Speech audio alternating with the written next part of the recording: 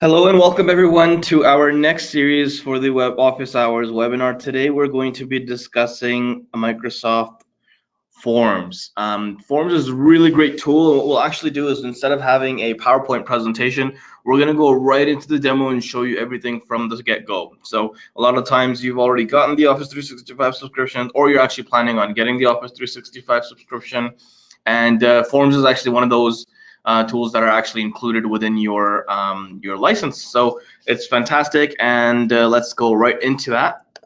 If you don't mind, we will get rid of that. So here is it's a typical browser. You can use Edge, you can use Chrome, you can use any sort of web browser that you would like. And we're going to go right into the portal, the Office portal that kind of comes up to any of your subscription where all of your applications get shown right here.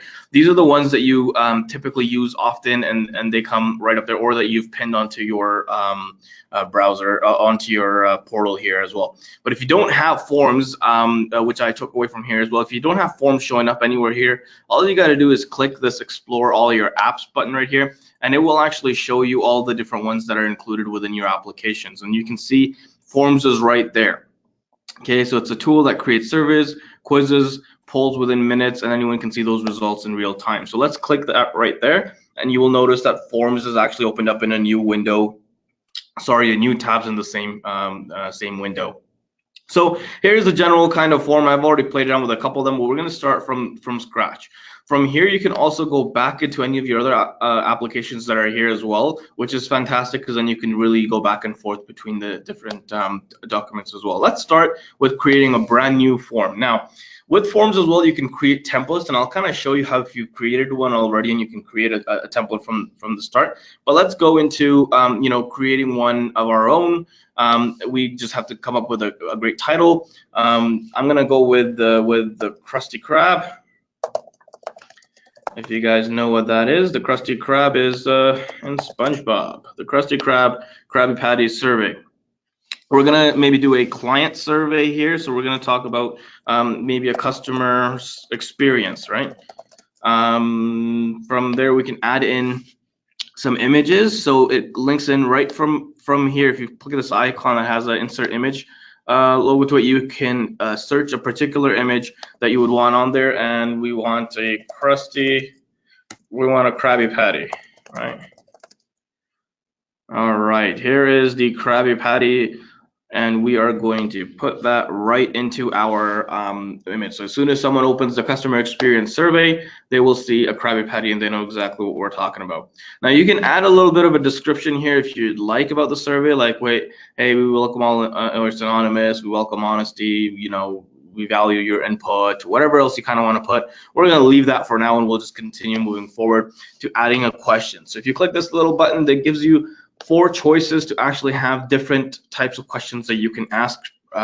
So you have choice, which is kind of like the multiple choice type of question, text, which could be short or long answers. You can have ratings, and you can have a date, and we can kind of go through each one of these to kind of show you what they look like. There's also a couple more ones here as well, like ranking and other ones as well that we can kind of look at as well. But let's start with this option for choice. So when you click choice, it'll actually give you, depending on what you're looking for, some typical questions that you can ask. But we can start by saying, how did you enjoy your experience, right?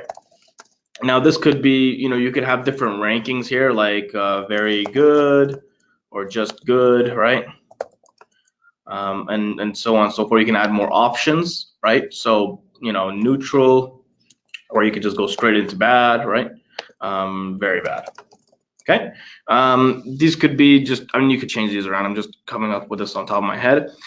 You could change this into multiple answers, so you can actually pick more than one answer from here. So they say, it was bad, but this question probably not the best one to do this, but you can do the multiple answers as well. You could also make this a required questions, meaning people who are going to be filling out this survey must fill out this question before they can submit it. So you could make this a required question. We really want to know how their experience was and what they want to do, what we can do to improve that. Now, what you can also do is add, and you can have another option, and they can kind of write what they're looking for.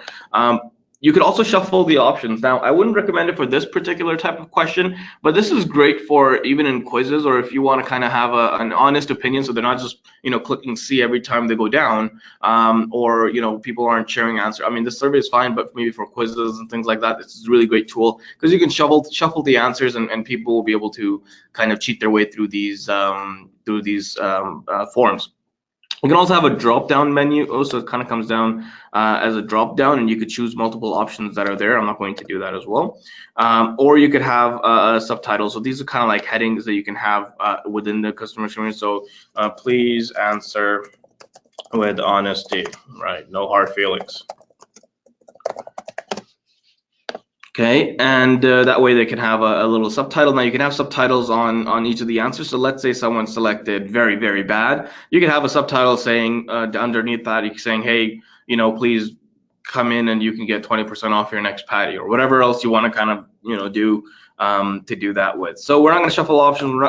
So I just had the subtitle and now I got rid of it. There you go. That's how that one would look like. Let's say you want to do a similar sort of question to this, but just with different answers. You could just duplicate it from here. So you can copy this question and that will duplicate it. So you notice how it's number 2 now here, whereas this was number 1, the first question that comes out. You'll also notice that there is a star here. This is what that required feature does. So as soon as there's a require, you can see on a admin level that this is a question that was required. And here's the caption that goes underneath it, and then all these other answers that are there. And then of course the other one you can type out your answer. So we've duplicated the question, we basically copy and pasted the question, and now we have to come up with, or we just click it and edits, and we come up with a new kind of question to come up with. Maybe we want to change or add another question from here on in as well, and say we want, instead of having this kind of question, which we decided we don't want anymore, we're just going to delete that, and we're going to have another new type of question. Okay? And that could be text. Let's come up with a text question. What would you improve next time? I don't know, something like that. And of course, if you want a subtitle, great. If you don't want a subtitle, just click the check mark again, and there you go. Now you can have restrictions in here as well, as far as numbers or whatever kind of restrictions that you want to have. But we're not going to really worry about the restrictions at this point. We want this to be a long answer question where people can write whatever they want and basically vent their heart out, right? So this is what that will do, is you could write and keep on writing and for things that we can improve, and that way we have some input from these guys as well. We'll make that required as well. We really want to know what we can improve on moving forward. That way we can get better and better. Let's add a brand new question. I did not want that question. Brand new question. Let's do a rating. So when you come into rating, they give you a typical, stars type of structure. You could add as many stars as you want. Like, I'm not sure if anyone really ever does 10 stars, but we'll stick to the typical 5-star ones that I've seen at least majority of the time. And you can, these will be like the automatically filling stars. You can also change those to numbers. So if you want to do numbers and change up the question a little bit depending on what it is that you want to do, you could do that as well. I like stars; they look good. And we'll keep that a required question. And this one, we can add some sort of picture, and you could do that in any of those, right? Or you can add a video, for example, right? Let's add another image here to show you what that would look like. So I'm just going to write customer satisfaction, and let's see what we get. Okay, we get the customer. Okay, customer. We'll just add that, whatever. Or we'll add this face. Yeah, he's not happy with us. There we go. Okay, so we have a nice image that they can rank us, and maybe they'll have some more sympathy on the sad face and give us a 5-star perhaps. But that's up to marketing. So what we'll do now is we can add a question and say, how was your overall experience eating our patty? Right? Or how would you rank, right? How would you rank your experience? So whatever you want to kind of write, you could do that. And I'll show you how, when we do this on the responses side of things, how that changes or and how the results actually come about. And it's really great, and they use a lot of technology here to be able to do that. But we'll leave it at that. What you can also do here is you can actually have a subtitle for each type of star that's here. So you can actually label these stars as well to be able to say, and that's the label button right here. So let's say *1 means it's terrible, and *5 means it's fantastic, right? And that would give an idea for the users who are actually answering these questions to know what these levels actually really mean, right? We're going to get rid of that subtitle so it doesn't show up and it's nice and clean. Let's add our last type of question. Let's say it was a date, perhaps, for this type of form. We want to know when was their last visit, or when was your last visit? And this way, what we can do is we can actually map out when this experience was actually happening and how we've improved since then, or if that kind of experience is still there. Again, you can add calendars here if you want, or if there's a way to input it. That's the natural the thing that comes up is or the default that comes up is your date. So month, day, and year. We can make that a required question. You know what? They don't have to tell us. Actually, it's nice to know. But you could change that, and you can have subtitles and whatever else you want to do to be able to do that. Last thing we're going to do here is we're going to see if we can come up with some new questions and add a video, and then we'll go right into answering these questions and seeing how those responses look and what kind of information Forms actually provides us from a user, the people who are answering our survey. So let's go with ranking. You have an idea of what that would look like. It would just a ranking question that you can rank, let's say on a scale of 1 to 10 or whatever else you want to do. There's different forms of ways you can use this one. I can also, what I really wanted to show you here is, let's say I think this question is more important than the stars or the last visit. I can move these questions up or down, right? So I can make this go up, and now this is question 4, and my last visit is now question 5, or vice versa. I can move any question down, and that would move it that way. It's easy enough. Okay, last few questions here. We have this one. So this is where it kind of creates a template for you already. Let's say, we've seen all these in those surveys, like how would you rank your personality, or what would you do in this situation, or so on and so forth. And you can have different kind of options present there as well. But we're not going to require these ones for them to be able to do, and these ones we can just edit on later at any time we'd like. And the last type of question here is a score. So for example, how likely are you to recommend us to your colleague? Let's do that one, right? They are not likely or extremely likely to be able to do that. And that is as a question that's already formulated for you. You don't have to do anything to create that, right? I think that's pretty good. I think we can take a look at what we've created, and there's a preview button. So if you just click on the top tab here that says preview, you will see a computer and a mobile view. Let's look at the computer or desktop view here first. So here you've got the Krusty Krabby Patty, and you've got all the questions that you've stated, and so we can kind of look down and see the kind of survey that came up. You'll notice that some of them are and some of them aren't starred, meaning they are required or aren't required. It's really great for a user to be able to see and go from there. On a mobile experience, it's a very seamless cross-platform experience that they get here as well. You'll notice on the phone as well. Most people actually do surveys on the phone. It's quick, it's a minute long, and there you go. Like you've got everything that it looks. It's changed the formatting of the form to fit your mobile experience, and that's really fantastic and really important to be able to do. So let's do this on the mobile. Okay, so we're gonna say we're good, we're nothing, we're perfect, right? And maybe you want to give it a 4-star, right? You can notice you can change it throughout. When was your last visit? I just visited today, for example, or let's go with today, and I'm not able to do that, but as soon as that gets fixed, and then you can change these things here. You can rank them like that, and you submit. Now you notice I haven't answered one of the questions, and therefore it's telling you, hey, you better answer this question, otherwise it's not going to be submitted.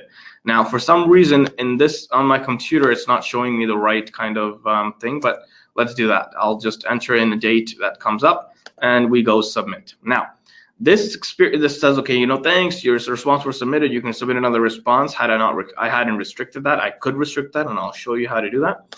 Let's go back into our thing. You'll notice I just completed the survey, and we've already got one response. The real-time tracking is of such, and I'll show you what the response looked like as well. But I looked at my preview, and I didn't like the way this was set up. I really, disliked the coloring. It was all messed up. And let's see if I want something over here, maybe I like, you know, blue theme to kind of match my Krusty Krab look, or maybe the maroonish look. How about that? That looks nice. Maybe we can also change some of the settings around, right? I noticed that when I submitted the survey, it just said thanks, or it had someone's name. I want this to be anonymous, so maybe I don't want people's name to be recorded there, which you will see in the response. My name will show up. I just want this to be an anonymous survey. I could do that. You also notice that it said you want to submit another form. Over here, you can actually say, no, I don't want. I only want one response per person, or per user. What that would do is that would restrict, you know, biased responses or repetitive responses coming from the same people, right? Or anyone with the link can join. So this is pretty internal. Only people within my organization can respond, but you can also just make it so that anyone can respond, right? We'll keep it that way. I don't need to change that settings for this purpose. You could also have other responses. You can accept responses at certain times, or start and end dates. You can shuffle the questions, not the answers to each question, but the questions itself, and we could do that. You could also, you know, customize your thank you message. So it said just in the end there, thank you, your response was submitted. You could say, hey, it was really nice to do business with you, see you next time, have a great day, and so on and so forth, right? Notifications, you can actually send email, send an email to recipients who actually responded, or get a notification from each of the responses as well. You can get an email, or you can send an email every time someone does that, and you can change these settings, and all you have to do is really they'll log in with their email address, for instance, and you'll be able to do that from there. So that's settings. You can tweak things around here and there. But let's go back into this share, or how do you share this out to the public. Is one, it's very typical to most of the other forms that you do. You have a link, right? You just copy the link and you paste it somewhere, and you'll have now the form, and we can copy that.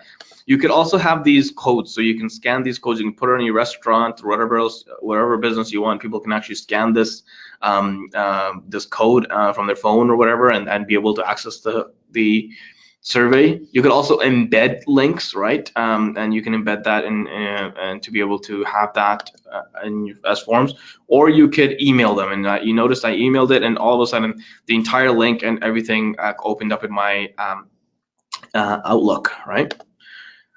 You can duplicate the link, so you can get a link to duplicate this as a template. And so let's say I do these often, and I just change the questions here and there, or I change the product every now and then. I can just keep that as my duplicate and my template.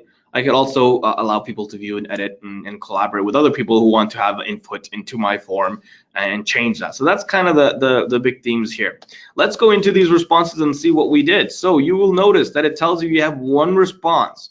It will tell you an average time that it took to complete that form. It took me about 1 minute and 37 seconds precisely, and that is how long it took a user to complete that form. Now, if you have obviously more responses here, the data is actually more significant, right? Whereas right now it's kind of just one person, right? You see the active. What's really cool here is you can view the results, so it'll come up as a respondent. So you can see here is a respondent. That's my name. If I said no name, this would not show up. Right? I could delete or print responses. So let's say I want to use this as a sample or whatever else I want to do. I could do that, or I could open this in Excel. Now, the one thing I don't understand why these guys, or why Microsoft has done this, is that it actually doesn't open up in Excel in the online version. It actually downloads the Excel file. So, you know, what the heck, we'll do it. So we're opening the Excel file. Here you go. We've got the Krusty Krab. There's your title, and the Excel file has been opened, right? Or has been downloaded. And now from here on, then you would be able to get this file, and you can work on this from right here. Okay, and that's kind of how Microsoft has done that, and you can actually do a lot here with this this Excel file and be able to work from here. So it's great to have that, and I think you could use that a lot. But you've already got enough information here to be able to do that. And you can see there's pie charts. You'll have bar graphs and all these different ones depending on what questions you have, to be able to see all the responses and the details to each of those responses, right? And of course, all the things kind of come up. And they will tell you, you know, how likely they are to promote, all these kind of, you know, tools that you can use to have that experience. Now, one small thing we're going to do is we're going to go back to, you know, I told you I copied that link. If you remember, if I just copy and paste that link, that forms opens up in the most updated way. So here's the theme that I created, and of course we can. You notice the questions have shuffled, and we can have the answers in that way as well, right? So we can rank different options. This is the ranking one where you can rank different options up or down. You say, okay, this was good, this was worse, and shuffle these around. And that is how that experience can be. So and others, you can write, you know, all sorts of things. So this is kind of the way we've done it. What I didn't show you here was how to insert a video, and I will show you that in a quiz format. So there are already templates created for a quiz. So let's say you're an academic institute. All I have to do is click this form here, and it says new quiz, right? You could also look at different forms that are shared with you, or if you have group forms created, right? We don't have any of those created at this point, but let's go into a quiz, right? So this is a quiz template. This changes a couple things around. One, it actually gives you feedback on marks, so how people have actually done. You can actually grade and score things right from here. So let's do a quick quiz. We want to do a math quiz, right? Or maybe you want to do a math update or whatever else you want to do, and maybe as a teacher you want to see how you know, your students are doing or where they're at. We can add an image, like I said as well. So math, there's going to be lots popping up here. You could put in any one of these images, right? So sure, we'll put this image in. You've got a quiz, you know, good luck kids, or you know, let's call them students, be more professionals. Good luck students, this is a hard quiz. You might fail miserably, but we'll go right away. Again, you've got a whole bunch of questions that you can ask, a whole bunch of things that you can do here. So let's do a multiple choice right here. We'll do a simple question, 2 + 2 equals, right? And you want to do a multiple choice, it equals 2, it equals 4, it equals 6.5 or 3, right? Whatever you want to put in here, right? Or I have no idea, maybe I have no clue. Right now, what's really cool in this kind type of question is, of course, I mean, the answer is 4, and we could do that, and all you got to do is check mark that right here, and that will be your correct answer. Similar questions to the forms, you just make that required. We can make that a multiple choice, and we can grant a score. So we can say this is out of 1 point. So if a student gets this right, they get 1 point. If they get it wrong, they don't get a point at all. Similar thing, you can duplicate and delete questions and change. So all that format is similar. You just get a few more features here. So that I put a correct answer in. Let's say the student really has no clue and that's the answer they put. You know what? We're going to put in a comment for them, right? So our comment is going to be for anyone who picks this to say, please come see me, your teacher. Right? And that way you can actually follow up with these students who are really lost or have no idea what's going on, perhaps. And there you go, you have that, and it's a multiple choice question. Your question's ready. Let's say, okay, I want to duplicate that question. I have a very similar type of question that I want to ask them. That's number 2. That's number 1. Instead of, you know, 2 + 2, let's make that 2 × 2. Well, let's put an X in there, right? 2 × 2, right? So what is 2 × 2? We all know it's 6.3. I'm just kidding, it's 4, right? That's going to be the correct answer again. And similarly, if anyone has anything like that, they could do that. The point system is the same. Maybe this one is a little harder. We can make this out of 2 points, right? We can add another question, and this time what we're going to do, let's say it's a text question, we're actually going to add a video to this, right? So, you know, let's go into our famous YouTube, and let's say we want to, you know, be able to figure out a video. So let's talk about math videos, right? And you can go into videos here on YouTube, and let's say you want to talk about fun math videos. This is a good one, right? This is how I learned. There's no such thing as a perfect writer. Of course, this is why I use Graph. We're going to get rid of that. Go right into here. You've got video. You've got the URL from YouTube or wherever else you want to have it, and you can paste it right into here. Add that, and you've got the entire video. Now you can do this great with you know, lectures or seminars or even classroom. So for some students who've kind of missed their classes, or even actually a lot of the times now all of the schooling is now online, and so this is great to kind of be able to send these you know, lectures or send these kind of videos to your class. You can create your own and kind of have that, and they could play and do all the things that they need to do from within forms. Okay, so we're gonna end it there. We're gonna see how that goes. We don't need a point here. You know, this is a long answer. We'll give this a 1 point just for now, and I'll show you what that does. Let's look at themes again. Just to mess with everybody's head, we're gonna put in a chemistry theme. So we're talking about a math quiz with a chemistry theme. That's what I'm talking about. You could share that out, or you know, preview that and actually answer the question. So this is what our math quiz looks like, right? Fantastic. You've got all the questions. Now let's see how these responses go, and then we'll call it a day. So let's go with 4, and let's go with 6.3, and let's go with help me. Okay? Submit that answer. Your results were submitted. Now, as a user, I can view my results. As a student, let's go with student. As an instructor, I can view the results. As a student, you can also view, depending on how my teacher has put the settings. So if you got I failed miserably. The reason I failed is I got this one wrong, and this was worth 2 points. This was worth 1, and this was also worth 1. The reason why this isn't answered yet, and you can see there's no score provided, is because there is no answer that for written answers you have to do it manually, right? That's the big reason here. Okay. Last thing we're going to do is look at the settings here.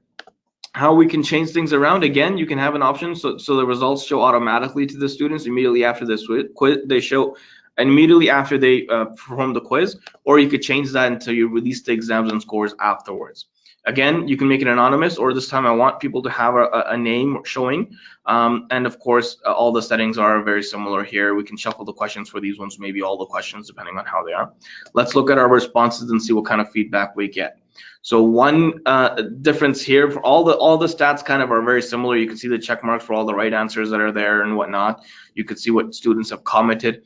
Right here, you can actually review and post scores. This is what I'm talking about. So review scores, you can see, okay, this is what this student does, and you can go on. I only finished this in 16 seconds, so yeah, that looks about right. And we can look at all the people that have answered and all the questions that were there and how people did in those questions, right? So each question based, how did each student do, right? And you could do that, and then you could review, so you can review the next student, so on and so forth, and you can post scores, right? So this was ungraded at this time, right? I can just post that and put it up there, and people will be able to see the scores that I posted, and depending on where I link that. Now, one thing I haven't showed you guys here is how you can actually create flows to be able to do that automatically with you. And so it connects to forms. So let's say you want to have something posted right away, or you want to have it do a particular command in your Outlook or in your SharePoint. You could actually create flows, and that's also included in your Office applications.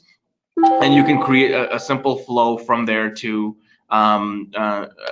set all these kind of settings for your forms. That's all the time I have today for you guys. Thank you so very much for joining the webinar. If you have any question, feel free to shoot me an email or reach out to me via LinkedIn, and I'll give it back to our team here to take it from there. Thank you so very much. Thanks, Ziad. And there's no questions in the questions pane, so I think we can say good afternoon to everyone. Awesome. Have a great one. Bye. Thanks. Bye.